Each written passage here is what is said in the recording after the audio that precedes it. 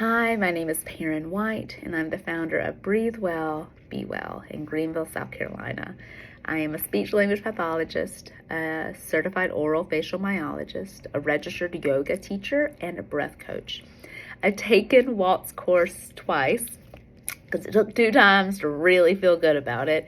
But the first time, I'd never been introduced to anything touch-related, manual therapy-related, and it was extremely eye-opening as a different means of reaching treatment outcomes for speech, for myofunctional therapy, and later on for breath.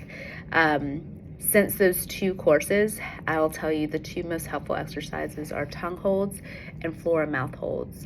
I use them for lingual palatal suction support, helping the tongue spread, as well as helping the floor of mouth not to engage when lifting the tongue up to the palate. I also use this as prep and aftercare for frenectomies or tongue tie releases. Lots of times it's hard to peel away these compensations, and you physically need support to help lift or to calm down different muscle groups inside the mouth.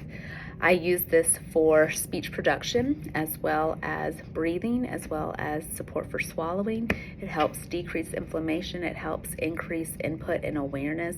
Also, it helps the patient understand what muscles we're talking about. And I would say the biggest helpful nugget is you cannot see your tongue unless you are looking at a mirror or a phone.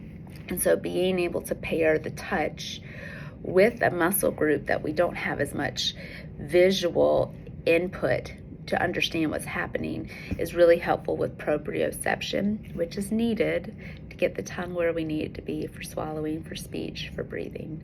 And it also just gives me more tools that not every client needs, but it's extremely helpful for some. This is always a shared decision-making process. This is always something I fully explain what we're gonna do. I demonstrate on myself if I need, and I always tell them every step of the way, is this more? Do we need less?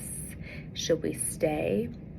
Giving different modifications. Maybe we pulse, maybe we pull, maybe we go to the side, and we find the spot that feels helpful and meaningful to each individual client.